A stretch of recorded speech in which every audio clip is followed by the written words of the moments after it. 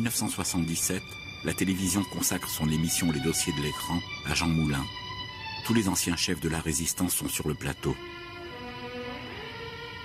Henri Freinet, qui dirigeait le mouvement Combat, a l'intention de se servir de cette tribune pour y renouveler ses attaques contre Jean Moulin, qu'il accuse d'avoir été un crypto-communiste, voire même un agent soviétique. Parmi les invités, Daniel Cordier. Monsieur Daniel Cordier a été le secrétaire de Jean Moulin du 1er avril 1942 jusqu'à l'arrestation de Jean Moulin. Monsieur Daniel Cordier est compagnon de la Libération.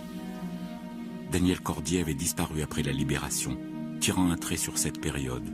Il avait écrit « Quand on rentrera, on n'en parlera jamais. Je ne serai jamais un ancien combattant ». Daniel Cordier s'était inventé une nouvelle vie, marchand de tableaux, influence sans doute inconsciente de Jean Moulin peintre. 30 ans plus tard, il a accepté, à contre-cœur, de sortir de son sommeil historique pour tenter de défendre Jean Moulin, qu'Henri Freinet accuse d'avoir, avec la complicité de Pierre Cotte, ministre du Front Populaire, trahi la résistance. La vie de Daniel Cordier va basculer ce soir-là.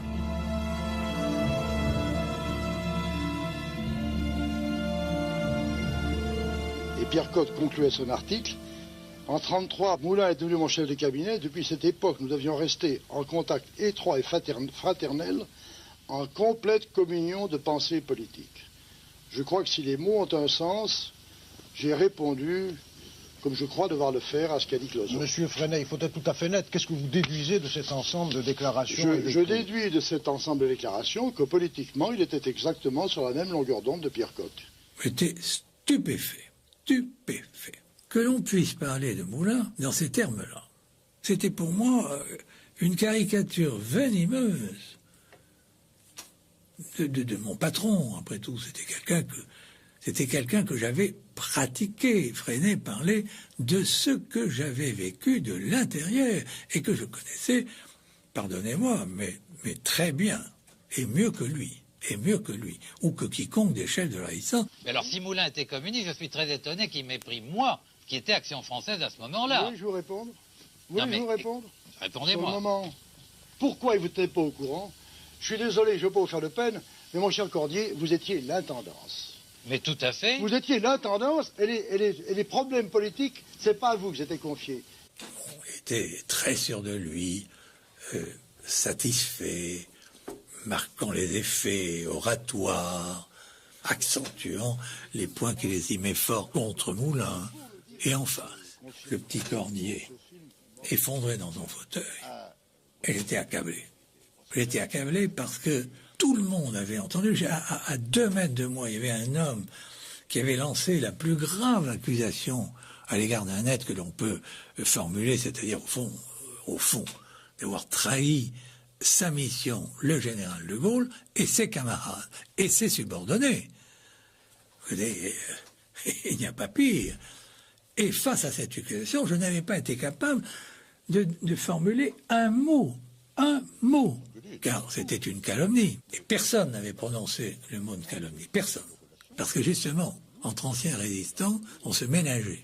Et j'ai eu l'imprudence de vouloir y répondre.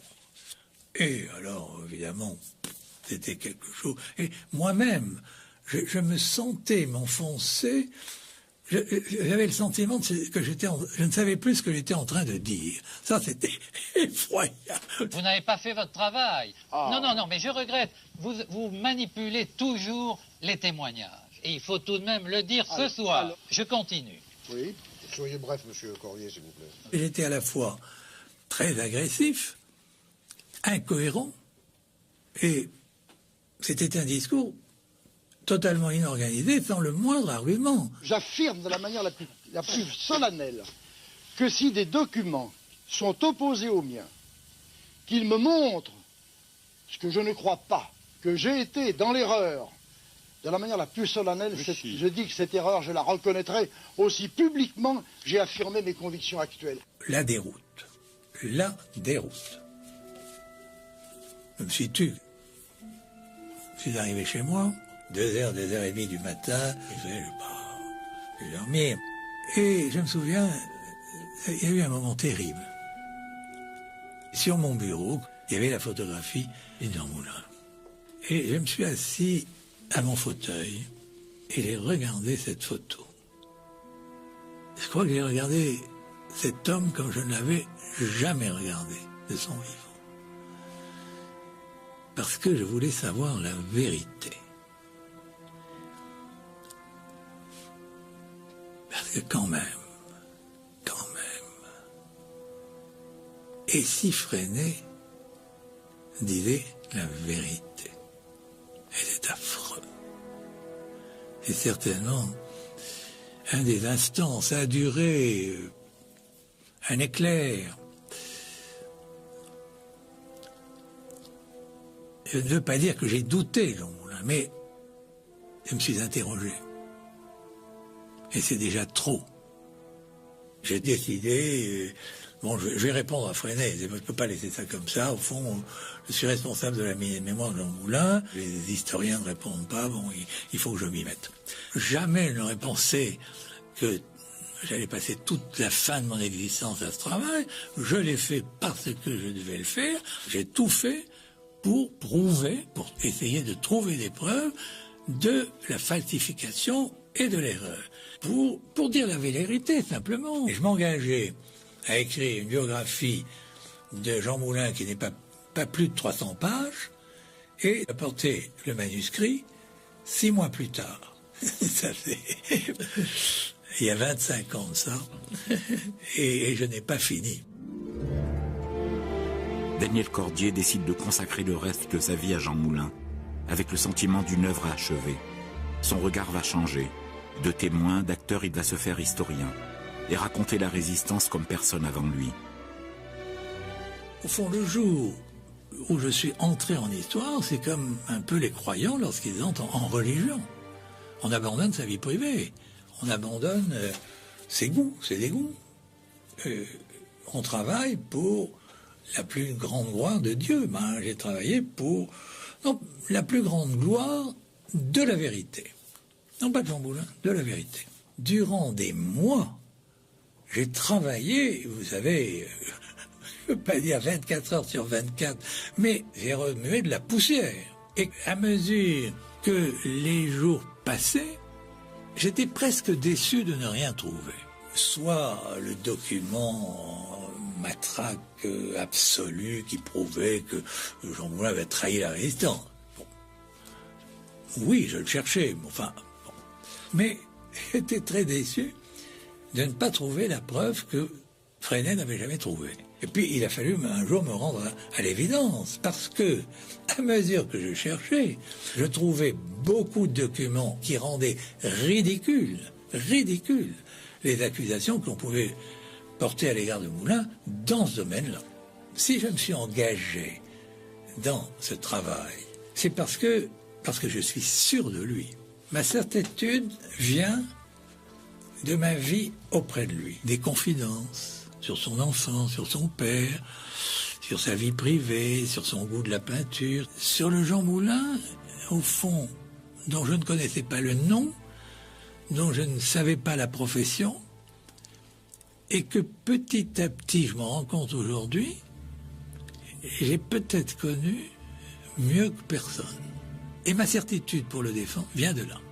J'étais sûr que les accusations portées contre Moulin, c'était faux. Je dirais plus, ça ne pouvait pas exister, compte tenu des convictions de cet homme, de sa rigueur morale, de la manière dont il envisageait la vie en général et la résistance en particulier.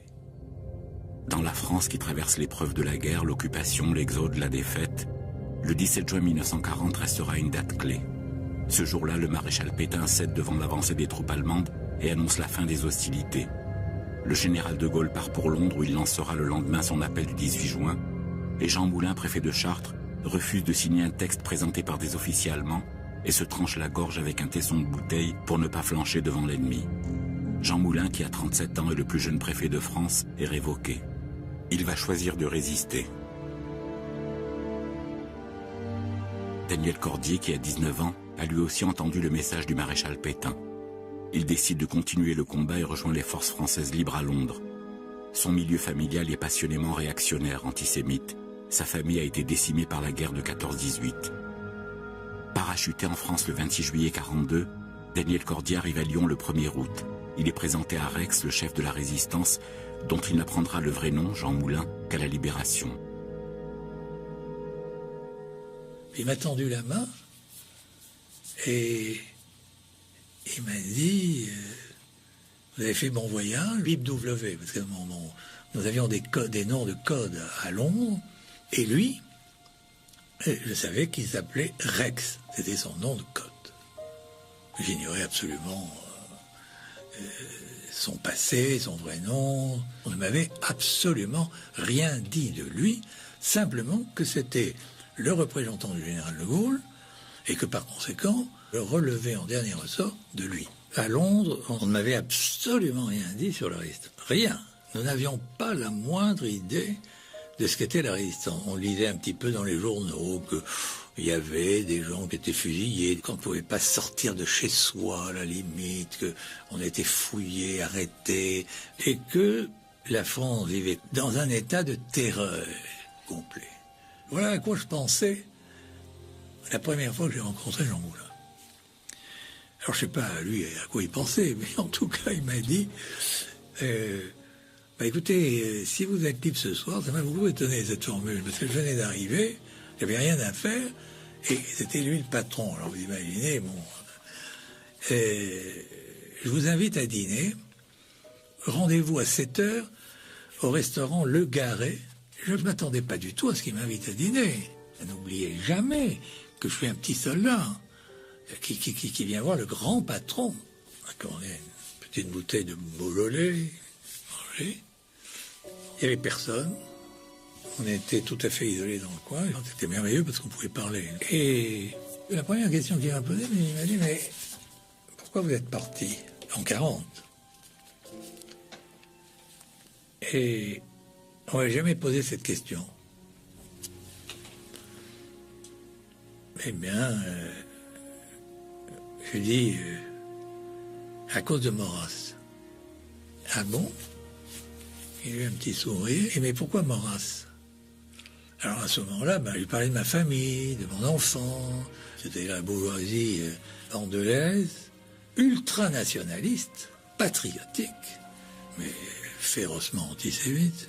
À ça s'ajoutait la monarchie, Maurras, qui était un dieu à la maison, l'Action française, les bagarres. C'était la première personne qui s'intéressait à mon passé. Enfin, mon passé à 19 ans. Voilà ce que je raconte à Moulin, qui écoutait très attentivement. Attentivement et plein de compréhension. Et il me dit, en vous écoutant, je me rends compte de la chance que j'ai eue d'avoir une enfance républicaine. Et puis, il a enchaîné. Il m'a parlé de son enfance, puis il m'a parlé de son père, qui avait beaucoup compté dans sa vie. Il parlait de son père avec un très très grand attachement, enfin une très grande admiration. Et pour moi, c'était d'autant plus touchant que je m'étais brouillé avec mon père. Et alors, petit à petit, je le regardais, et je me demandais qui il pouvait être. Enfin, qu'est-ce qu'il faisait avant-guerre. Il avait l'air heureux, détendu. Ça m'avait un peu surpris. Enfin, j'imaginais pas le grand chef de la résistance comme ça. Son regard, son sourire, sa gentillesse, il servait du vin, il aimait les desserts. Et puis, il s'est levé et puis il me dit, ça vous plaît pas de travailler avec moi ? Si. Mais qu'est-ce que va dire mon capitaine ? Oh, ne vous inquiétez pas. Puis il a commencé à m'exposer ce qu'il attendait de moi, le travail, etc. Ça a commencé. Il était le patron, j'étais son secrétaire. Je ne connais pas la raison pour laquelle il m'a choisi. Comme il n'y avait personne, il a dit, celui-là, il fera l'affaire autant qu'un autre. Ça s'est passé très naturellement, comme si je retrouvais ma famille à l'instant où il est rentré. Je crois que c'est ça. Et ce qui a fait nos rapports à la fois si courts dans le temps et qui n'ont jamais cessé, même aujourd'hui, parce que ce soir-là, il est rentré dans ma vie et il n'en est jamais sorti. Alors il m'a dit, écoutez, voilà, tous les matins à 7h, vous venez chez moi, vous m'apportez tout le courrier, les rendez-vous des mouvements, les rapports qu'on lui envoyait, les exemplaires des journaux clandestins qui paraissaient, les télégrammes arrivés de Londres dans la nuit, des codages, des chiffrages, etc., etc. Et en même temps, je devais être à côté de lui pratiquement en permanence. Enfin, si vous voulez, j'étais au fond son portable. Ouais, j'étais... Oui, à une époque où ça n'existait pas, ben voilà. C'est-à-dire que il voulait que je sois à côté de lui parce que s'il y avait une décision à prendre, s'il y avait quoi que ce soit fait, il m'envoyait aussitôt. Pour la première fois, j'étais en contact avec la mission de Jean Moulin. Alors, c'était pour moi très difficile à comprendre, je vais dire pourquoi. Parce que c'était avec des pseudonymes, et je ne savais pas qui était qui. Moulin lui-même, c'était Régis. Quelques mois après, il s'était appelé Max. Après, il s'était appelé Guillaume, parce que chaque fois qu'il y avait un accident, chaque fois que les personnes étaient arrêtées, on changeait tous les pseudonymes. La vraie résistance, c'est une anti-légende. Pour l'imagination, ça n'a aucun intérêt, parce que si vous imaginez que la résistance, c'était une affaire de cow-boy qui à cheval, qui tire des coups de revolver dans les rues de Lyon, ben évidemment, ça c'est pas du tout ça. L'armée des ondes, c'est une armée d'enfants. La résistance, c'est une aventure de la jeunesse. Les maquis étaient remplis de gens qui avaient 20 ans. Tous les services, les secrétaires, les agents de liaison, les radios, nous étions des enfants. D'ailleurs, vous savez, pour faire de la résistance, il fallait être des enfants. La résistance, c'est une inconscience totale. C'était pas 007. C'était pas des gens qui étaient préparés. Bon, le hasard m'a fait installer dans ce que l'on appelle les états-majors. La douzaine, quinzaine de personnes, vingtaine de personnes à Lyon ou à Paris et à Londres, qui connaissaient tout le fonctionnement de la résistance, tous les rouages, dans tous les détails, et puis une coupure radicale entre la résistance des chefs et la résistance des militants, qui, eux, ne savaient rien de ce que l'on leur faisait faire. Et les résistances sont restées des anonymes. Ce sont aujourd'hui des gens complètement oubliés. La résistance pour la France de 1942, qu'est-ce que c'est? C'est rien du tout. Ça n'existe pas. Combien de gens ont connu la résistance? Ça n'existe pas. Daniel Cordier découvre l'aspect peu spectaculaire du combat de Jean Moulin. Son travail, c'est des réunions, des rencontres. Un soir, quelqu'un a apporté toutes les nouvelles sur les rafles des Juifs. Je n'avais absolument rien vu, rien. Et j'ignorais tout. Moulin n'avait pas entendu non plus parler. Et pendant une semaine, ils n'ont parlé que de ça. Et ça m'a frappé. Ça m'a frappé parce que je me disais quand même, la résistance, c'est pas la reine des Juifs. Moi, je suis venu ici pour faire sauter des trains, pour faire de la radio, pour assassiner les Boches. Oui, les Juifs, bon, d'accord, quoi. Bon. Au fond, j'étais antisémite parce que c'est ce que l'on m'avait appris. Je m'en suis rendu compte, si vous voulez, le jour où je me suis trouvé en face de la réalité.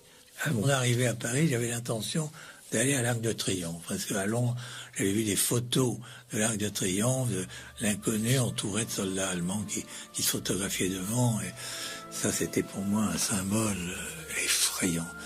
Oui, j'étais ému, c'était quand même Paris, vous savez, quand même quelque chose. L'idée que les Allemands étaient à Paris,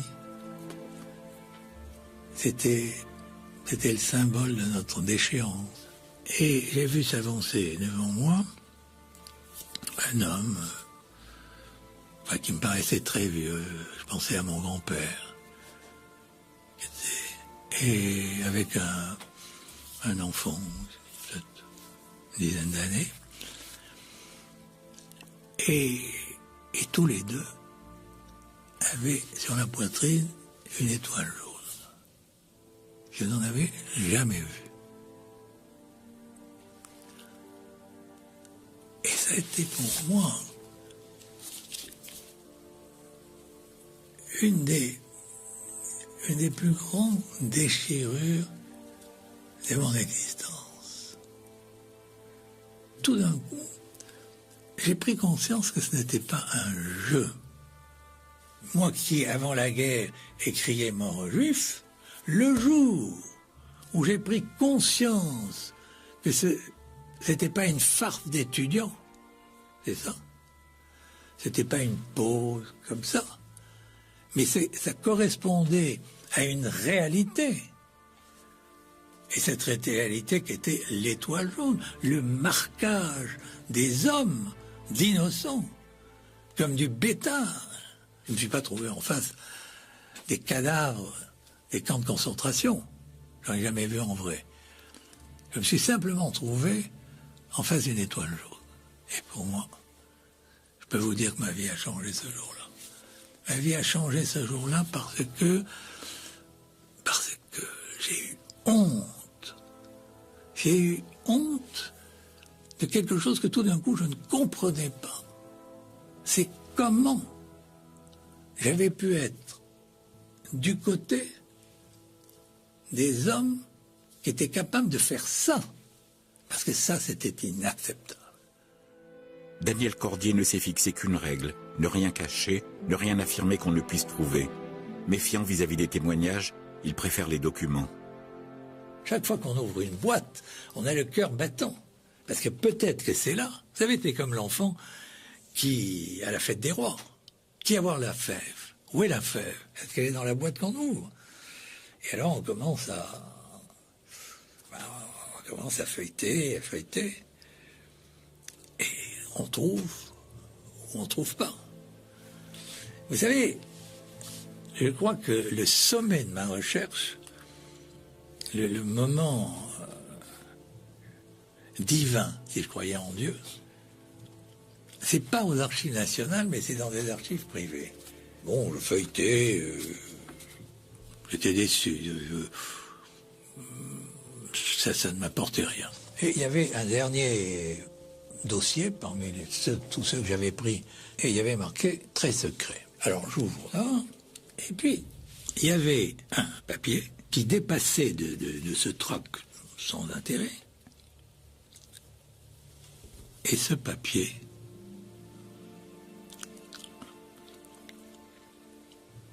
c'était le papier à lettres de Jean Moulin. Et ce qui dépassait, c'était la première ligne de la lettre, mon général. C'était l'écriture de Jean Moulin. Et évidemment, j'ai tourné la page. Et c'était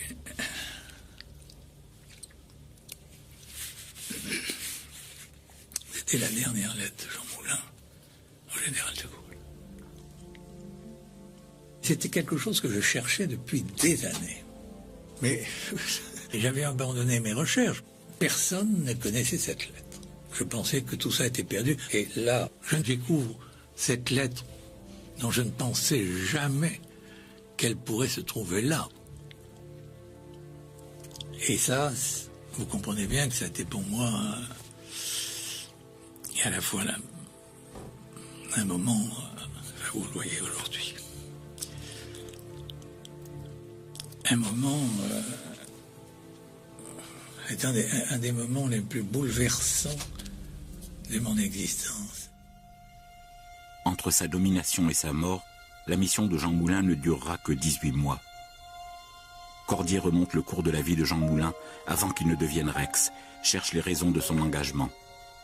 Quand Moulin est arrivé en Angleterre, De Gaulle avait abandonné l'idée de faire une armée secrète clandestine en France. Parce qu'il était persuadé, d'après tous les rapports d'opinion, qu'on n'y arriverait jamais. Et Moulin, lui, se présente avec une organisation dont le pivot, l'essentiel, est une organisation militaire. Et on lui dit non seulement c'est possible, mais elle est en train de se faire en France. Ce qui était Ça, il poussait un peu loin le bouchon, ça. Moulin rentre dans le bureau du général de Gaulle. Oui, c'est déjà une légende, à cause de la radio. N'oubliez pas que le grade de Jean Moulin de préfet est supérieur à celui du général de Gaulle, qui était sous ses ordres dans les départements. Bon, il en a vu d'autres, des généraux, il en a vu. Il n'est pas impressionné par le grade, mais il rencontre quelqu'un qui, en dépit de ses préventions, seul de l'armée française, à ce niveau, a franchi le pas. Voilà ce qui était dans la tête de Moulin. Alors, pour quelqu'un qui n'est pas gaulliste, Moulin n'aimait pas les généraux, c'était un homme de gauche, c'était difficile d'imaginer deux personnages aussi éloignés l'un de l'autre. Mais n'oubliez pas que tous les deux, ils sont à peu près de la même génération. Moulin a 43 ans, de Gaulle a 49 ans. La séduction, elle a joué à plein dans le sens de De Gaulle-Moulin. Il a reçu Jean Moulin à déjeuner, ils sont restés 2 heures ensemble, et au bout de 2 heures, Jean Moulin était devenu le messager du général de Gaulle. La dernière chose, c'est qu'il n'avait pas le choix. Pour faire ce que de Gaulle a demandé à Moulin de faire à l'égard des 3 mouvements résistants, c'est-à-dire les soumettre à son autorité administrative, politique, militaire, il n'avait personne. Moulin lui proposait de le faire. C'était un préfet. L'homme avait la carrure. Pourquoi aurait-il choisi quelqu'un d'autre? Jean Moulin doit mettre sur pied l'armée secrète. Il doit coordonner et rallier chacun des 3 mouvements de la zone libre à la France libre. Combat d'Henri Freinet, Franc-tireur de Jean-Pierre Lévy et Libération d'Emmanuel Dastier de la Vigerie. Dissensions idéologiques, lutte d'influence, conflits personnels, déjà l'après-guerre se prépare. Un objectif imprévu dans la mission de Jean Moulin, c'était d'accorder, de réaccorder les mouvements de chevaux. Et Jean Moulin, à ce moment-là, a eu un rôle considérable.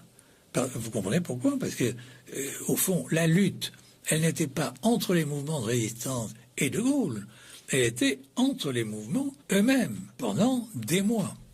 Je dois vous dire que dans mon innocence, je n'en croyais pas mes yeux. Parce que, pour tous les agents de l'ombre, nous ne savions pas ce qu'était la résistance, mais nous avions quand même une vague idée préconçue, c'est que la résistance était une succursale civile à l'armée du général de Gaulle. Et que, qui commandait à Londres commandait la résistance. C'est-à-dire c'était tout à fait interchangeable. Et là, je voyais des hommes qui, sur le plan militaire, refusaient d'obéir. Alors ça, pour le jeune lieutenant que j'étais, c'était une chose mais absolument incroyable, qui était passible du Conseil de guerre. Enfin, je ne comprenais pas, comment Rex, qui était le patron, pouvait accepter de discuter avec quoi, avec eux. Et c'est là que l'on revient au climat délétère qui existait entre les résistants et surtout entre la résistance des chefs et Jean Moulin. C'est que ce qui aurait dû se passer normalement dans un climat de confiance tel qu'on aurait pu l'attendre de gens qui risquaient tous les jours leur vie pour la même cause, eh bien, c'était pas ça. Et c'était au contraire non seulement un climat de méfiance, mais un climat de compétition. Et au fond, on touche du doigt là un des éléments de la tragédie de Caluire. C'est que, oui, dans l'état mental dans lequel se trouvaient les chefs de la résistance de zone libre à l'égard de Jean Moulin, à cette époque, qui était pratiquement le pic des conflits, puisque Caluire arrive au moment où les 3 chefs des mouvements de la zone sud sont à Londres avec un but extrêmement précis, obtenir du général de Gaulle la révocation du général de Lestrin comme chef de l'armée secrète et de Jean Moulin comme représentant personnel du général de Gaulle, et la suppression de son poste et la nomination d'un représentant de la résistance, zone sud et zone nord confondues, à Londres, auprès du général de Gaulle et à Alger. C'était ça, le voyage. Et donc, ça donne tout à fait le climat qui était, à ce moment-là, à ce moment précis où arrive Caluire.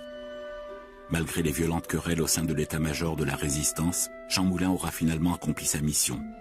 La seule autorité de Gaulle, face aux Alliés, face à Vichy, est enfin reconnue.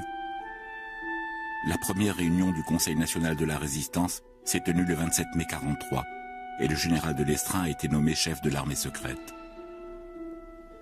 Mais le 9 juin, de Lestrin est arrêté par les Allemands à Paris, alors qu'il se trouvait en compagnie de René Hardy, un homme du mouvement combat. L'armée secrète est décapitée. Daniel Cordier quitte précipitamment Paris et se rend à Lyon, capitale de la résistance et de toutes les trahisons, pour en informer Jean Moulin. J'ai dit de Lestrin, tout de suite compris. Je l'avais jamais vu dans cet état. Il avait les traits tirés et je ne sais pas comment. Il avait rencontré dans la matinée quelqu'un qui lui avait annoncé qu'il avait vu Hardy à Lyon. Et il a tout de suite attaqué là-dessus. Comment se faisait-il que Hardy, qui avait rendez-vous la semaine précédente à Paris avec le général de Lestrin, pouvait être à Lyon 8 jours après, en liberté, alors que le général de Lestrin était arrêté. C'était ça qu'il n'arrivait pas, et il n'arrivait pas à comprendre. Il m'a dit, mais surtout, avertissez tout le monde que si Hardy demande des rendez-vous, il ne faut pas y aller. Dans la dernière lettre de Jean Moulin au général de Gaulle, datée du 15 juin, Moulin annonce l'arrestation de Lestrin, se plaint de la violente campagne de Freinet contre lui. Il précise, tous les comptes rendus des réunions ont été saisis par la Gestapo dans la propre chambre de Freinet. 2 jours plus tard, le 17, Moulin écrit à sa mère et à sa sœur. « Je suis en parfaite santé, tout va bien, et les affaires ne marchent pas trop mal. Je vous embrasse toutes les deux. » Le 21 juin, une réunion est organisée à Caluire, près de Lyon, pour trouver un remplaçant au général de Lestrin. Mais quelqu'un a trahi, et tous les participants sont arrêtés par Klaus Barbie et la Gestapo. René Hardy, qui était là mais n'avait rien à y faire, parvient à s'enfuir. Tous les soupçons se portent sur lui.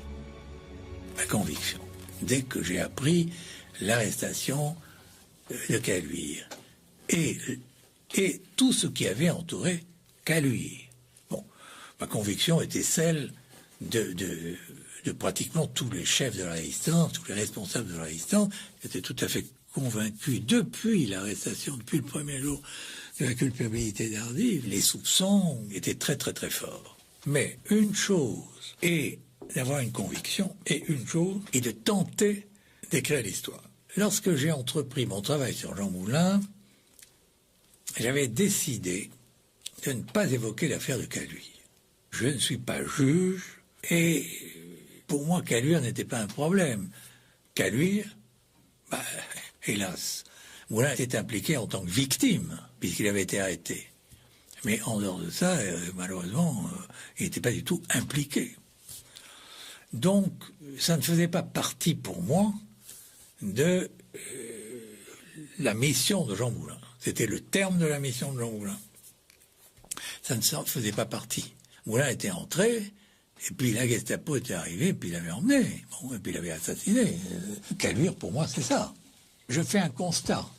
Je le déplore. Je vous ai déjà dit que pour moi, ce n'est pas... Oui, c'est la disparition de Moulin, mais ce qui est important dans l'affaire Hardy, c'est le changement de politique qui s'effectue à l'intérieur de la résistance. C'est-à-dire, De Gaulle va perdre une grande partie de tout ce qu'a fait Jean Moulin. Une grande partie de ce qu'a fait Jean Moulin va, au fil des semaines, être détruit. C'est ça qui est important dans l'arrestation de Moulin. C'est ça qui est important. Parce que c'est ça qui appartient à l'histoire. Je ne peux quand même pas mentir. Je ne peux pas enrober. Je ne peux pas vous dire que dès la mort de Moulin, il n'y avait plus qu'une chose qui comptait, c'est de savoir la vérité. Ce n'est pas vrai. Je vous parais certainement comme un monstre. Je ne peux pas vous dire le contraire. Je ne vous parle pas de mon chagrin. Oui, du chagrin d'enfant que j'ai eu à ce moment-là.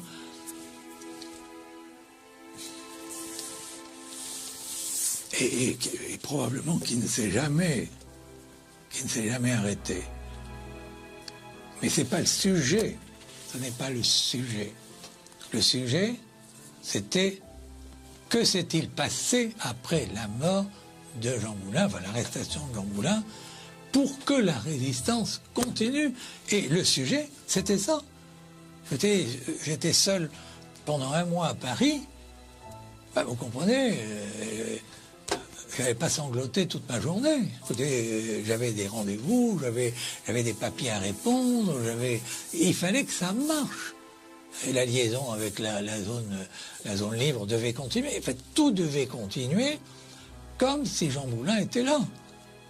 Et le jour où il a disparu, c'était beaucoup plus difficile et beaucoup plus compliqué. Et c'est ça qui intéresse l'histoire. Et pas du tout, hélas, pas du tout, ce qui était passé après que Barbie ait emmené Jean Moulin en voiture. Ça c'est, pardonnez-moi, c'est la petite histoire. Ça concerne, ça concerne ceux qui ont aimé Jean Moulin. Il y en a très peu. Même aujourd'hui, il y a 60 ans. Vous savez, quand je l'ai connu, je pouvais être son fils. Et aujourd'hui, à la limite, il pourrait être mon petit-fils. Donc, sa place est intacte dans ma vie. Et donc, mais encore une fois, vous savez, ce n'est pas en pleurant que j'ai écrit sa biographie. Parce que j'aurais fait un mauvais travail. Donc, ça, c'est la vie de Daniel Cordier qui n'intéresse personne. Qui intéresse le public, c'est Jean Moulin. Et j'ai essayé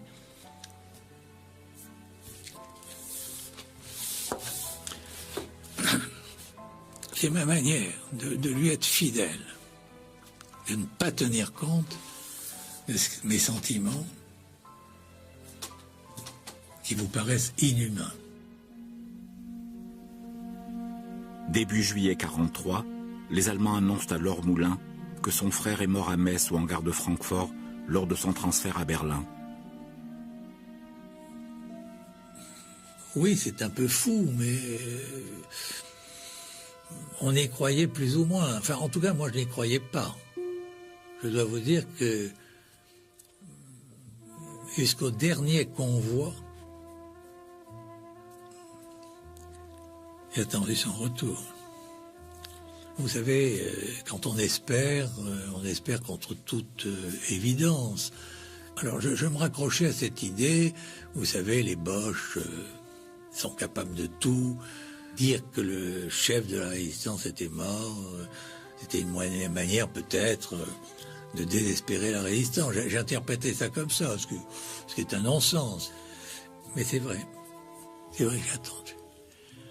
Et à mesure que les trains arrivaient, que j'allais attendre, chaque fois qu'on m'apportait une liste, j'espérais. Oui, je suis allé jusqu'au dernier convoi. Je ne sais plus, c'était au mois de mai. Juin, je ne sais plus. Oui, je suis allé jusqu'au dernier convoi. On aurait pu l'oublier. Il aurait pu être sous un faux nom. Enfin, n'importe quoi. Mais quand on aime les gens, vous savez, c'est toujours n'importe quoi. Et puis, comme il n'est pas entré, évidemment. Mais En fait, pour moi, il est toujours vivant. Il est toujours vivant.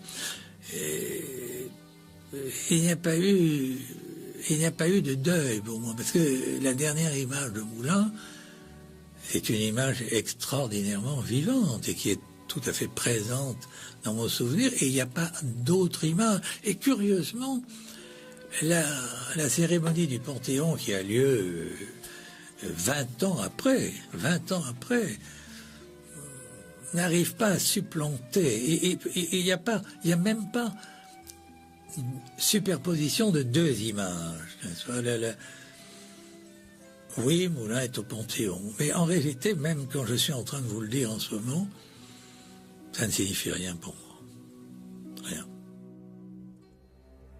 En décembre 64, le général de Gaulle, président de la République, décide de transférer les cendres de Jean Moulin au Panthéon. André Malraux prononcera l'oraison funèbre qui immortalisera le chef du peuple de la nuit. J'ai appris par les journaux le transfert des cendres de Jean Moulin. Alors j'ai écrit aux compagnons pour leur dire, mais écoutez, j'aimerais avoir une place, vous m'avez oublié. Et donc j'ai écrit pour demander Yette, parce que affectivement, je voulais lui rendre un hommage. Enfin, j'ai veillé la nuit, le catafalque, on veillait pendant 1 heure. Et l'heure qu'on nous avait donnée, c'était évidemment, bon, comme nous étions des rien du tout, on nous avait donné la plus mauvaise heure, de 2 heures du matin à 3 heures du matin. C'était la glace. C'était une année où le mois de décembre c'était polaire. Et c'était tout à fait extraordinaire, parce qu'il n'y avait plus personne. Il n'y avait plus un bruit. C'était vraiment l'adieu à Jean Moulin que nous n'avions pas pu lui faire, puisque la dernière fois que je l'ai rencontré, je devais le revoir la semaine suivante, à Paris. Le jour où, au fort Montluc à Lyon, après l'avoir fait torturer, l'agent de la Gestapo lui tend de quoi écrire puisqu'il ne peut plus parler, Jean Moulin dessine la caricature de son bourreau. Son rôle est joué et son calvaire commence. Il atteint les limites de la souffrance humaine sans jamais trahir un seul secret, lui qui les savait tous. Comprenons bien que pendant les quelques jours où il pourrait encore parler ou écrire, le destin de la résistance est suspendu au courage de cet homme. Entre ici, Jean Moulin, avec ton terrible cortège, avec ceux qui sont morts dans les caves sans avoir parlé comme toi, et même ce qui est peut-être plus atroce, en ayant parlé. Entre avec le peuple né de l'ombre et disparu avec elle, nos frères dans l'ordre de la nuit. C'est extraordinaire oraison funèbre, intemporel, intemporel dans la voix, dans le récitatif, dans l'écriture, chaotique, qui fait un ensemble à la fois sublime et détestable selon celui qui l'écoute. Jean Moulin, personne ne savait qui c'était, personne ne connaissait. La résistance des chefs avait effacé Jean Moulin. Le document le plus intéressant de ce point de vue-là, c'est l'annuaire de la résistance. C'est très intéressant parce qu'il n'y a pas une seule fois même pas le nom de Max, est totalement absent de cet ouvrage. Totalement. Ce qu'il faut voir, c'est que s'est-il passé à la Libération? Probablement qu'aujourd'hui, on s'imagine, parce que c'est l'image que les anciens résistants ont voulu donner de cette époque, que les Français unanimes ont acclamé De Gaulle et la résistance, parce qu'ils se reconnaissaient dans cette épopée. Mais la réalité, c'est pas du tout ça. C'est pas du tout ça comme ça a été vécu. Cette immense masse de Français qui a attendu la victoire sans prendre aucun risque Le jour de la libération, bien entendu, elle était du côté des résistants, mais évidemment, ils savaient bien qu'il fallait être de ce côté-là, puisque c'était les vainqueurs. S'il n'y avait pas eu une poignée de Français qui soient capables de se battre contre les Allemands pendant toute l'occupation jusqu'à la libération, la France se serait désintégrée dans la honte. Alors, la résistance et la France libre, ça n'a vraiment pas été grand-chose par rapport aux 40 millions de Français. Mais enfin, il y a une poignée de Français qui ont au moins sauvé l'honneur, qui ont permis à tous les Français de défiler sur les Champs-Élysées en criant « Vive de Gaulle ». À la Libération, Léniel Cordier, qui avait continué son travail de secrétaire auprès du successeur de Jean Moulin après sa disparition, retourne dans son village. Je suis retourné voir ma famille, dont elle était sans nouvelles depuis 4 ans, comme tous mes camarades d'ailleurs. Et à la fin d'octobre 1944, mais est-ce que je les reverrai? J'avais une voiture rapide, il n'y avait personne, c'est froid, c'est très beau. Je me suis arrêté. Je me suis arrêté parce que je ne pouvais plus conduire, parce que je sanglotais. C'est drôle. C'était la victoire et je sanglotais comme le jour de la défaite. J'ai sonné. Une domestique que je ne connaissais pas est venue m'ouvrir. J'ai demandé Madame Cordier. Ils étaient à table. La domestique m'a dit, ils sont à table, ils sont en train de déjeuner. Est-ce que vous ne pouvez pas repasser? Je dis non, j'aimerais la voir. Non.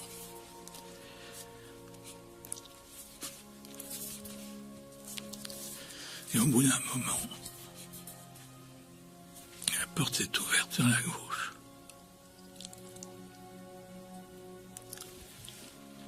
Et ma mère est rentrée.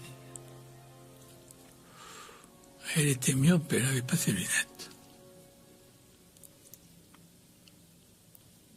Et elle m'a dit en souriant,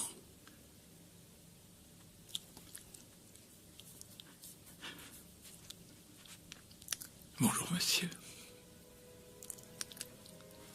qu'est-ce que vous désirez ?» Et elle m'a dit ça tout en avançant vers moi.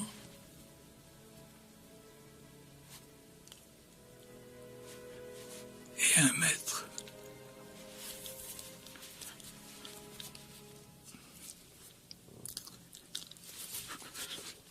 Elle s'était criée. Oh, Dany. Et le lendemain, j'ai revu le curé. J'avais envie de l'embrasser. Enfin, écoutez, 4 ans. Et il m'a dit, toi, t'es un malin. Tu es parti pour bien manger. Ceux qui survivent ne sont jamais quittes à l'égard de ceux qui sont morts. Jamais. Jamais. Je bénéficie de tous mes camarades, dont Jean Moulin, qui sont allés jusqu'au bout. Nous avons vécu des dividendes de la mort de nos camarades, des sacrifices de nos camarades. C'est évident. C'est évident. Ma liberté, je l'ai échangée contre leur mort. Si j'étais digne d'eux, ça serait un poids très lourd. Mais vous savez, c'est ça la trahison du passé. C'est qu'on redevient léger une fois qu'on est libre. J'ai un devoir, jusqu'au moment qui arrive bientôt, où j'aurai terminé mon devoir vis-à-vis de Jean Moulin, plus rien ne compte. Aujourd'hui, on a épuisé la mine soviétique, communiste. Alors, le dernier en date a trouvé la mine américaine. Avant, Moulin trahissait De Gaulle en faveur des soviétiques, tout d'un coup, il trahit en faveur des Américains. Il y a une contradiction, mais enfin, ça n'a pas d'importance.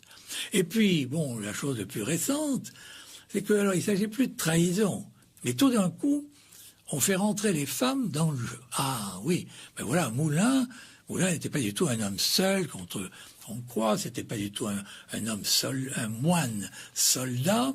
En réalité, oui, évidemment, il s'occupait de la résistance, mais il avait une cour de femmes autour de lui, certaines avaient une importance très très importante.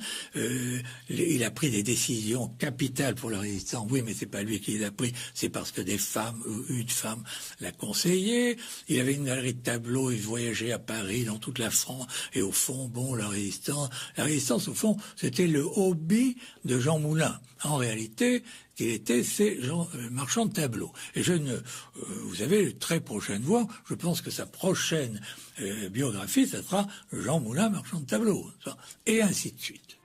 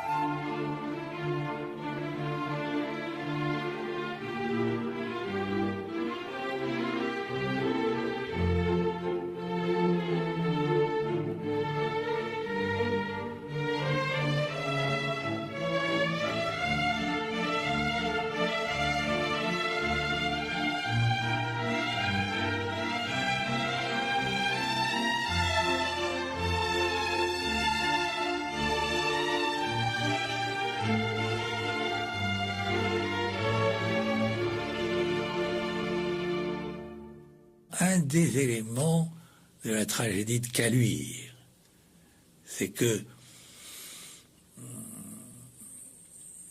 oui, dans l'état mental dans lequel se trouvaient les chefs de la résistance de zone libre à l'égard de Jean Moulin, à cette époque, qui était pratiquement le pic des conflits, puisque Caluire arrive au moment où les trois chefs des mouvements de la zone sud sont à Londres avec un but extrêmement précis, obtenir du général de Gaulle la révocation du général de Lestrin comme chef de l'armée secrète et de Jean Moulin comme représentant personnel du général de Gaulle, et la suppression de son poste et la nomination d'un représentant de la résistance, zone sud et zone nord confondues, à Londres, auprès du général de Gaulle et à Alger. C'était ça, le voyage. Et donc, ça donne tout à fait le climat qui était à ce moment-là, à ce moment précis où arrive Caluire. Malgré les violentes querelles au sein de l'état-major de la résistance, Jean Moulin aura finalement accompli sa mission. La seule autorité de De Gaulle, face aux Alliés, face à Vichy, est enfin reconnue. La première réunion du Conseil national de la résistance s'est tenue le 27 mai 1943, et le général de Lestrin a été nommé chef de l'armée secrète. Mais le 9 juin, de Lestrin est arrêté par les Allemands à Paris, alors qu'il se trouvait en compagnie de René Hardy, un homme du mouvement Combat. L'armée secrète est décapitée. Daniel Cordier quitte précipitamment Paris et se rend à Lyon, capitale de la résistance et de toutes les trahisons, pour en informer Jean Moulin. J'ai dit de Lestrin, tout de suite compris. Je l'avais jamais vu dans cet état. Il avait les traits tirés et je ne sais pas comment.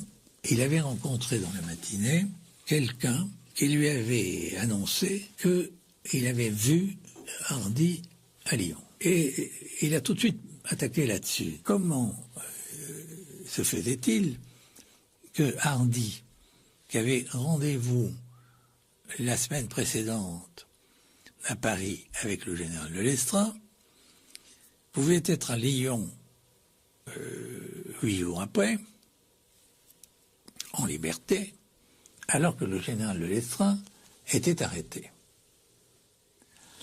C'était ça qu'il n'arrivait pas, et il n'arrivait pas à comprendre. Il m'a dit, mais surtout, avertissez tout le monde que si Hardy, une chose est d'avoir une conviction, et une chose est de tenter d'écrire l'histoire. Lorsque j'ai entrepris mon travail sur Jean Moulin, j'avais décidé de ne pas évoquer l'affaire de Caluire. Je ne suis pas juge, et pour moi, Caluire n'était pas un problème. Caluire, hélas, Moulin était impliqué en tant que victime, puisqu'il avait été arrêté. Mais en dehors de ça, malheureusement, il n'était pas du tout impliqué. Donc, ça ne faisait pas partie pour moi de la mission de Jean Moulin. C'était le terme de la mission de Jean Moulin. Ça ne faisait pas partie. Moulin était entré, et puis la Gestapo était arrivée, et puis il l'avait emmené. Bon, et puis il l'avait assassiné. Caluire, pour moi, c'est ça. Je fais un constat. Je le déplore. Je vous ai déjà dit que pour moi, ce n'est pas... Oui, c'est la disparition de Moulin, mais ce qui est important dans l'affaire Hardy, c'est le changement de politique qui s'effectue à l'intérieur de la résistance. C'est-à-dire, De Gaulle va perdre une grande partie de tout ce qu'a fait Jean Moulin. Une grande partie de ce qu'a fait Jean Moulin va, au fil des semaines, être détruit. C'est ça qui est important dans l'arrestation de Moulin. C'est ça qui est important. Parce que c'est ça qui appartient à l'histoire. Je ne peux quand même pas mentir. Je ne peux pas enrober. Je ne peux pas vous dire que dès la mort de Moulin, il n'y avait plus qu'une chose qui comptait, c'est de savoir la vérité. Ce n'est pas vrai. Je vous parais certainement comme un monstre. Je ne peux pas vous dire le contraire. Je ne vous parle pas de mon chagrin. Oui, du chagrin d'enfant que j'ai eu à ce moment-là.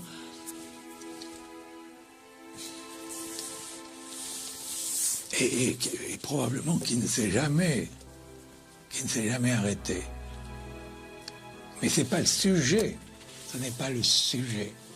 Le sujet, c'était que s'est-il passé après la mort de Jean Moulin, l'arrestation de Jean Moulin, pour que la résistance continue. Et le sujet, c'était ça. J'étais seul pendant un mois à Paris.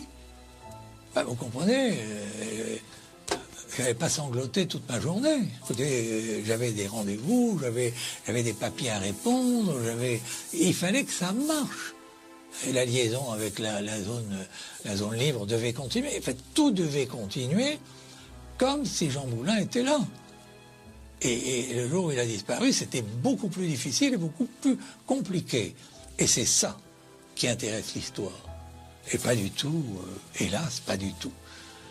Ce qui était passé, ils sont à table, ils sont en train de déjeuner, est-ce que vous ne pouvez pas repasser? Je dis non, j'aimerais la voir. Non.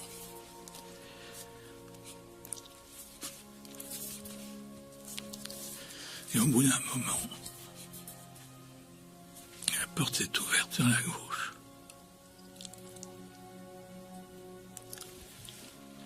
Et ma mère est rentrée. Elle était myope, elle n'avait pas ses lunettes. Et elle m'a dit en souriant,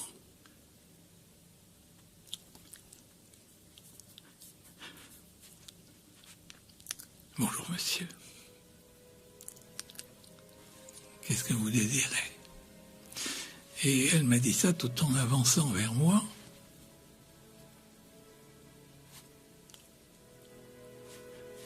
Et 1 mètre.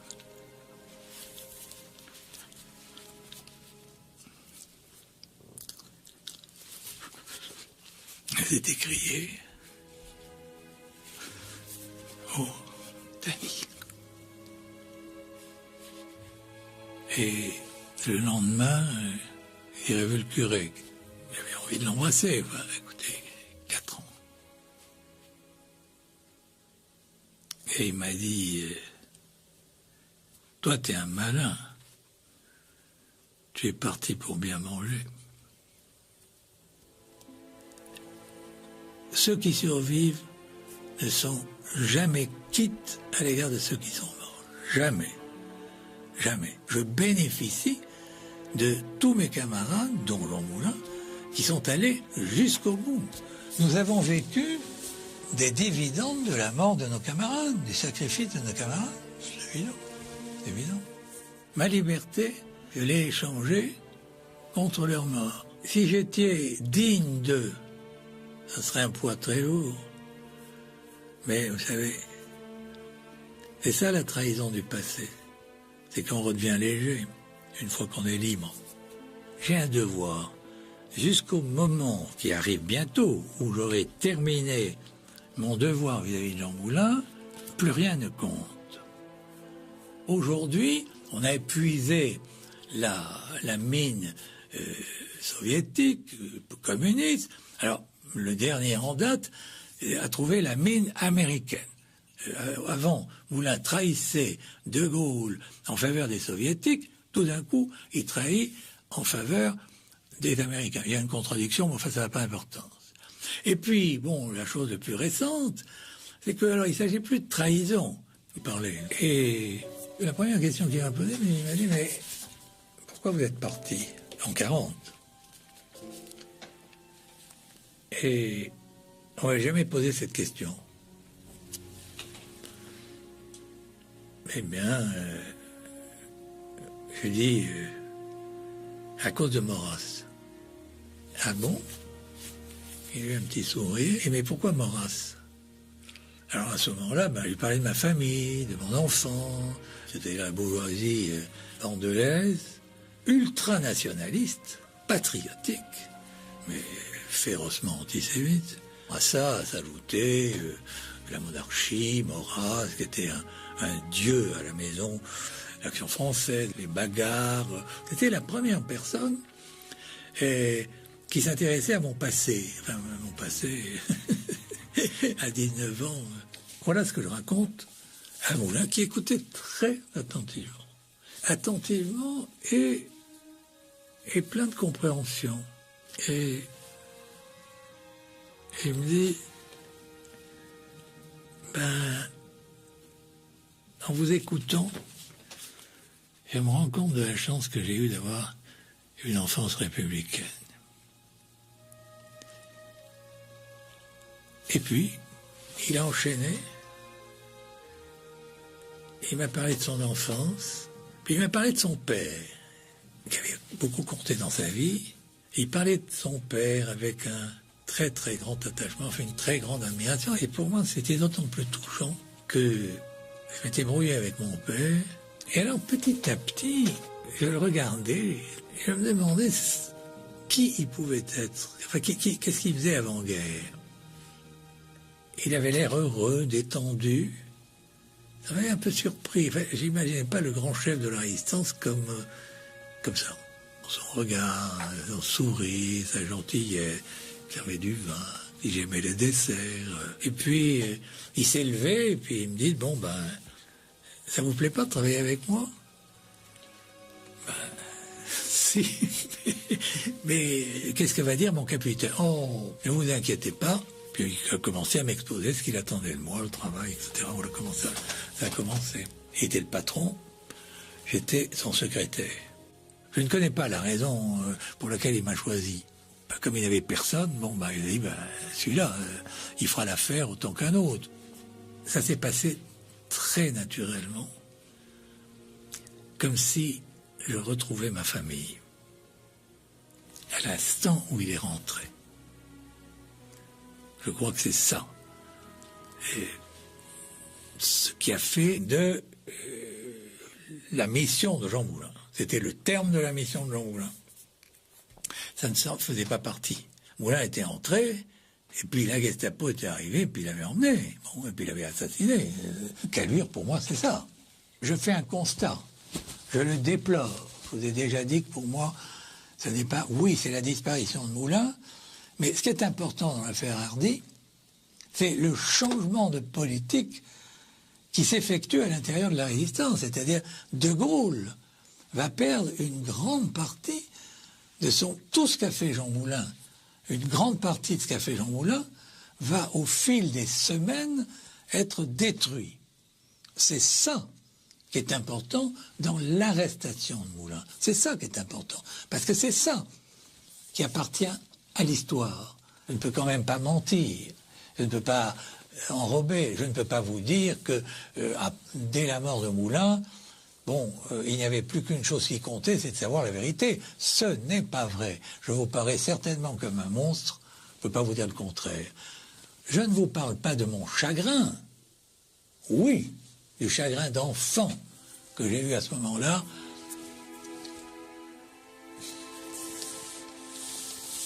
Et probablement qui ne s'est jamais arrêté. Mais ce n'est pas le sujet. Ce n'est pas le sujet. Le sujet, c'était que s'est-il passé après la mort de Jean Moulin, enfin l'arrestation de Jean Moulin, pour que la résistance continue. Et le sujet, c'était ça. J'étais seul pendant un mois à Paris. Vous comprenez, je n'avais pas sangloté toute ma journée. J'avais des rendez-vous, j'avais des papiers à répondre, il fallait que ça marche. Et la liaison avec la zone libre devait continuer. En fait, tout devait continuer comme si Jean Moulin était là. Et le jour où il a disparu, c'était beaucoup plus difficile et beaucoup plus compliqué. Et c'est ça qui intéresse l'histoire. Et pas du tout, hélas, pas du tout, ce qui était passé après que Barbie ait emmené Jean Moulin en voiture. Ça c'est, pardonnez-moi, c'est la petite histoire. Ça concerne, ça concerne ceux qui ont aimé Jean Moulin. Il y en a très peu. Même aujourd'hui, il y a 60 ans. Vous savez, quand je l'ai connu, je pouvais être son fils. Et aujourd'hui, à la limite, il pourrait être mon petit-fils. Donc, sa place, je me suis interrogé. Et c'est déjà trop. J'ai décidé... je vais répondre à Freinet. Je ne peux pas laisser ça comme ça. Au fond, je suis responsable de la mémoire de Jean Moulin. Les historiens ne répondent pas. Il faut que je m'y mette. Jamais je n'aurais pensé que j'allais passer toute la fin de mon existence à ce travail. Je l'ai fait parce que je devais le faire. J'ai tout fait pour prouver, pour essayer de trouver des preuves de la falsification et de l'erreur. Pour dire la vérité, simplement. Et je m'engageais à écrire une biographie de Jean Moulin qui n'est pas plus de 300 pages et apporter le manuscrit 6 mois plus tard. Ça fait... Il y a 25 ans de ça, et je n'ai pas fini. Daniel Cordier décide de consacrer le reste de sa vie à Jean Moulin, avec le sentiment d'une œuvre achevée. Son regard va changer. De témoin, d'acteur, il va se faire historien et raconter la résistance comme personne avant lui. Au fond, le jour où je suis entré en histoire, c'est comme un peu les croyants lorsqu'ils entrent en religion. On abandonne sa vie privée. On abandonne ses goûts, ses dégoûts. On travaille pour la plus grande gloire de Dieu. J'ai travaillé pour la plus grande gloire de la vérité. Non pas de Jean Moulin, de la vérité. Durant des mois, j'ai travaillé, vous savez, je ne veux pas dire 24 heures sur 24, mais j'ai remué de la poussière. Et à mesure que les jours passaient, j'étais presque déçu de ne rien trouver. Soit le document matraque absolu qui prouvait que Jean Moulin avait trahi la résistance. Bon. Oui, je le cherchais, mais j'étais très déçu de ne pas trouver la preuve que Freinet n'avait jamais trouvée. Et puis il a fallu un jour me rendre à l'évidence, parce que, à mesure que je cherchais, je trouvais beaucoup de documents qui rendaient ridicules les accusations qu'on pouvait porter à l'égard de Moulin dans ce domaine-là. Si je me suis engagé dans ce travail, c'est parce que je suis sûr de lui. Ma certitude vient de ma vie auprès de lui, des confidences sur son enfant, sur son père, sur sa vie privée, sur son goût de la peinture. Sur le Jean Moulin, au fond, dont je ne connaissais pas le nom, dont je ne savais pas la profession, et que petit à petit, je me rends compte aujourd'hui, j'ai peut-être connu mieux que personne. Et ma certitude pour le début, j'étais accablé parce que tout le monde avait entendu. À 2 mètres de moi, il y avait un homme qui avait lancé la plus grave accusation à l'égard d'un être que l'on peut formuler, c'est-à-dire au fond, d'avoir trahi sa mission, le général de Gaulle, et ses camarades, et ses subordonnés. Vous voyez, il n'y a pas pire. Et face à cette accusation, je n'avais pas été capable de formuler un mot, car c'était une calomnie. Et personne n'avait prononcé le mot de calomnie, personne. Parce que justement, entre anciens résistants, on se ménageait. Et j'ai eu l'imprudence de vouloir y répondre. Et alors, évidemment, c'était quelque chose. Et moi-même, je me sentais m'enfoncer. J'avais le sentiment que je ne savais plus ce que j'étais en train de dire. Ça, c'était effroyable. Vous n'avez pas fait votre travail. Non, mais je regrette. Vous manipulez toujours les témoignages. Et il faut tout de même le dire ce soir. Je continue. Oui, soyez bref, monsieur Cordier, s'il vous plaît. J'étais à la fois très agressif, incohérent, et c'était un discours totalement inorganisé, sans le moindre argument. J'affirme de la manière la plus solennelle que si des documents sont opposés aux miens, qu'ils me montrent, ce que je ne crois pas, que j'ai été dans l'erreur, de la manière la plus solennelle, je dis que cette erreur, je la reconnaîtrai aussi publiquement, j'ai affirmé mes convictions actuelles. La déroute. Je me suis tu. Je suis arrivé chez moi, 2h, 2h30 du matin, je vais dormir. Et je me souviens, il y a eu un moment terrible. Sur mon bureau, il y avait la photographie d'Édouard Moulin. Et je me suis assis à mon fauteuil et j'ai regardé cette photo. Je crois que j'ai regardé cet homme comme je ne l'avais jamais regardé de son vivant. Parce que je voulais savoir la vérité. Parce que quand même, et si Freinet disait la vérité. C'est affreux. C'est certainement un des instants, ça a duré un éclair. Je ne veux pas dire que j'ai douté, mais je me suis interrogé. Et c'est déjà trop. J'ai décidé, je vais répondre à Freinet, je ne peux pas laisser ça comme ça. Au fond, je suis responsable de la mémoire de l'Hongrie. Donc j'étais sans nouvelles depuis 4 ans, comme tous mes camarades d'ailleurs. Et à la fin d'octobre 1944, mais est-ce que je les reverrai? J'avais une voiture rapide, il n'y avait personne, c'est froid, c'est très beau. Je me suis arrêté. Parce que je ne pouvais plus conduire, parce que je sanglotais. C'est drôle. C'était la victoire et je sanglotais comme le jour de la défaite. J'ai sonné. Une domestique que je ne connaissais pas est venue m'ouvrir. J'ai demandé Madame Cordier. Ils étaient à table. La domestique m'a dit, ils sont à table, ils sont en train de déjeuner. Est-ce que vous ne pouvez pas repasser? Je dis non, j'aimerais la voir maintenant.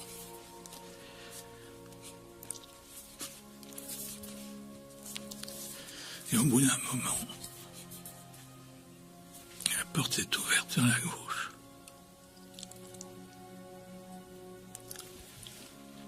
Et ma mère est rentrée. Elle était myope, elle n'avait pas ses lunettes. Et elle m'a dit en souriant,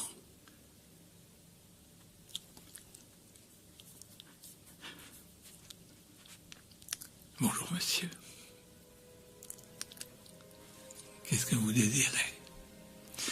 Et elle m'a dit ça tout en avançant vers moi.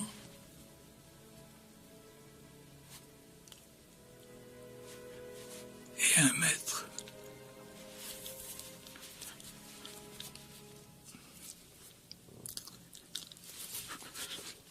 Elle s'était criée.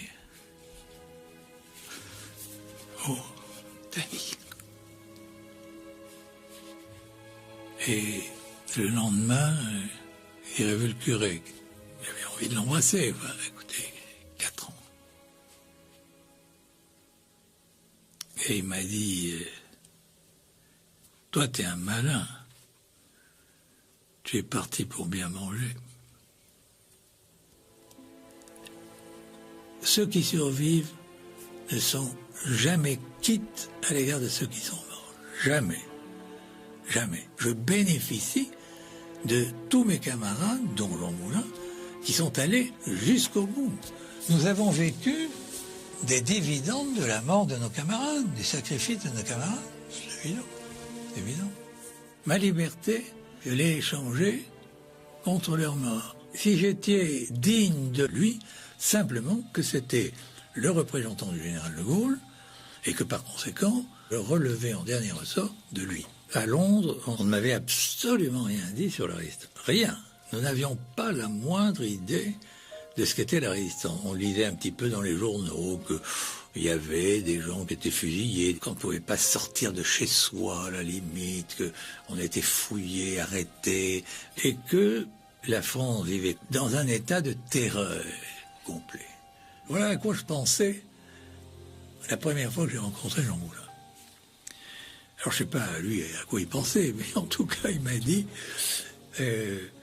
écoutez, si vous êtes libre ce soir, ça m'a beaucoup étonné cette formule, parce que je venais d'arriver, j'avais rien à faire, et c'était lui le patron. Alors vous imaginez, bon, je vous invite à dîner, rendez-vous à 7h au restaurant Le Garret. Je ne m'attendais pas du tout à ce qu'il m'invite à dîner. N'oubliez jamais que je suis un petit soldat qui vient voir le grand patron. On a une petite bouteille de Beaujolais, manger. Il n'y avait personne. On était tout à fait isolés dans le coin. C'était merveilleux parce qu'on pouvait parler. Et la première question qu'il m'a posée, il m'a dit, mais pourquoi vous êtes parti en 40 ? Et on ne m'a jamais posé cette question. Eh bien, je dis, à cause de Maurras. Ah bon ? Il a eu un petit sourire. Et mais pourquoi Maurras ? Alors à ce moment-là, je parlais de ma famille, de mon enfant. C'était la bourgeoisie andelaise, ultranationaliste, patriotique, mais férocement antisémite. À ça s'ajoutait la monarchie, Maurras, qui était un dieu à la maison, l'Action française, les bagarres. C'était la première personne qui s'intéressait à mon passé. Enfin, mon passé à 19 ans. Voilà ce que je raconte à Moulin, qui écoutait très attentivement. Attentivement et plein de compréhension. Et il me dit, en vous écoutant, je me rends compte de la chance que j'ai eue d'avoir une enfance républicaine. Et puis, il a enchaîné. Il m'a parlé de son enfance, puis il m'a parlé de son père, qui avait beaucoup compté dans sa vie. Il parlait de son père avec un très très grand attachement, enfin une très grande admiration. Et la fille de Jean Moulin, qui n'est pas plus de 300 pages, et il a porté le manuscrit 6 mois plus tard. Ça fait... Il y a 25 ans de ça, et je n'ai pas fini. Daniel Cordier décide de consacrer le reste de sa vie à Jean Moulin, avec le sentiment d'une œuvre achevée. Son regard va changer. De témoin, d'acteur, il va se faire historien et raconter la résistance comme personne avant lui. Au fond, le jour où je suis entré en histoire, c'est comme un peu les croyants lorsqu'ils entrent en religion. On abandonne sa vie privée. On abandonne ses goûts, ses dégoûts. on travaille pour la plus grande gloire de Dieu. Ben, j'ai travaillé pour la plus grande gloire de la vérité. Non pas de Jean Moulin, de la vérité. Durant des mois, j'ai travaillé, vous savez, je ne veux pas dire 24 heures sur 24, mais j'ai remué de la poussière. Et à mesure que les jours passaient, j'étais presque déçu de ne rien trouver. Soit le document matraque absolu qui prouvait que Jean Moulin avait trahi la résistance. Bon. Oui, je le cherchais, mais enfin... Bon. Mais j'étais très déçu de ne pas trouver la preuve que Freinet n'avait jamais trouvée. Et puis il a fallu un jour me rendre à l'évidence, parce que, à mesure que je cherchais, je trouvais beaucoup de documents qui rendaient ridicules les accusations qu'on pouvait porter à l'égard de Moulin dans ce domaine-là. Si je me suis engagé dans ce travail, c'est parce que je suis sûr de lui. Ma certitude vient de ma vie auprès de lui, des confidences sur son enfance, sur son père, sur sa vie privée, sur son goût de la peinture, sur le Jean Moulin, au fond, dont je ne connaissais pas le nom, dont je ne savais pas la profession, et que petit à petit, je m'en rends compte aujourd'hui, j'ai peut-être connu mieux que personne. Et ma certitude pour le défendre vient de là. J'étais sûr que les accusations portées contre Moulin, c'était faux. Je dirais plus, ça ne pouvait pas exister, compte tenu des convictions de cet homme, de sa rigueur morale, de la manière dont il envisageait la vie en général et la résistance en particulier. Dans la France qui traverse l'épreuve de la guerre, l'occupation, l'exode, la défaite, le 17 juin 1940 restera une date. Voilà ce qui était dans la tête de Moulin. Alors pour quelqu'un qui n'est pas gaulliste, Moulin n'aimait pas les généraux, c'était un homme de gauche, c'était difficile d'imaginer deux personnages aussi éloignés l'un de l'autre. Mais n'oubliez pas que tous les deux, ils sont à peu près de la même génération. Moulin a 43 ans, De Gaulle a 49 ans. La séduction, elle a joué à plein dans le sens de De Gaulle-Moulin. Il a reçu Jean Moulin à déjeuner, ils sont restés 2 heures ensemble, et au bout de 2 heures, Jean Moulin était devenu le messager du général de Gaulle. La dernière chose, c'est qu'il n'avait pas le choix. Pour faire ce que de Gaulle a demandé à Moulin de faire à l'égard des 3 mouvements résistants, c'est-à-dire les soumettre à son autorité administrative, politique, militaire, il n'avait personne. Moulin lui proposait de le faire. C'était un préfet. L'homme avait la carrure. Pourquoi aurait-il choisi quelqu'un d'autre? Jean Moulin doit mettre sur pied l'armée secrète. Il doit coordonner et rallier chacun des 3 mouvements de la zone libre à la France libre. Combat d'Henri Freinet, Franc-tireur de Jean-Pierre Lévy et Libération d'Emmanuel Dastier de la Vigerie. Dissensions idéologiques, lutte d'influence, conflits personnels, déjà l'après-guerre se prépare. Un objectif imprévu dans la mission de Jean Moulin, c'était d'accorder, de réaccorder les mouvements. Et Jean Moulin, à ce moment-là, a eu un rôle considérable.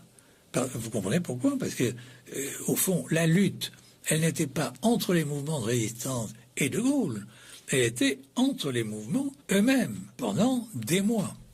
Je dois vous dire que dans mon innocence, je n'en croyais pas mes yeux. Parce que, pour tous les agents de l'ombre, nous ne savions pas ce qu'était la résistance, mais nous avions quand même une vague idée préconçue, c'est que la résistance était une succursale civile à l'armée du général de Gaulle. Et que, qui commandait à Londres commandait la résistance. C'est-à-dire c'était tout à fait interchangeable. Et là, je voyais des hommes qui, sur le plan militaire, refusaient d'obéir. Alors ça, pour le jeune lieutenant que j'étais, C'était une chose mais absolument incroyable, qui était passible du Conseil de guerre. Enfin, je ne comprenais pas, comment Rex, qui était le patron, pouvait accepter de discuter avec quoi, avec eux. Et c'est là que l'on revient. Et donc j'ai écrit pour demander Yette parce que affectivement, je voulais lui rendre un hommage. Enfin, j'ai veillé la nuit, le catafalque, on veillait pendant 1 heure. Et l'heure qu'on nous avait donnée, c'était évidemment, bon, comme nous étions des rien du tout, on nous avait donné la plus mauvaise heure, de 2 heures du matin à 3 heures du matin. C'était la glace. C'était une année où le mois de décembre c'était polaire. Et c'était tout à fait extraordinaire. Parce qu'il n'y avait plus personne. Il n'y avait plus un bruit. C'était vraiment l'adieu à Jean Moulin que nous n'avions pas pu lui faire, puisque la dernière fois que je l'ai rencontré, je devais le revoir la semaine suivante, à Paris.